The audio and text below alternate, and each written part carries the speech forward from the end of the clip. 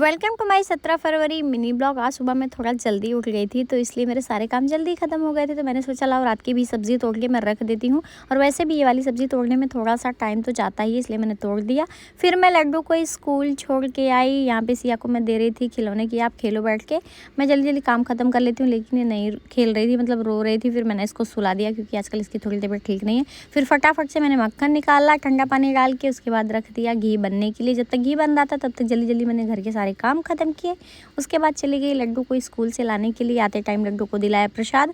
घर पे आके बच्चों को खिला पिला के सुला दिया था। दोनों बच्चे हॉल में सोए थे क्योंकि इधर एक ही विंडो है ना, तो अच्छे से पर्दा लगा दो, अंधेरा हो जाता है। और सिया को देखो कैसे नीचे सोई है, बिस्तर उस्तर इसने इधर उधर फेंक दिया था। तो मैंने भी नहीं छेड़ा क्योंकि इसको जैसे ही छेड़ो ना तुरंत ही जाग जाती, तो मैंने वैसे सोने दिया।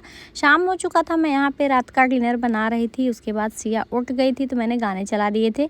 सिया डांस कर रही थी, लड्डू सो रहा था आराम से। तो मैंने सोचा चलो ये डांस कर रही है, तब तक जल्दी जल्दी से मैं रोटियाँ भी बना के रख देती हूँ।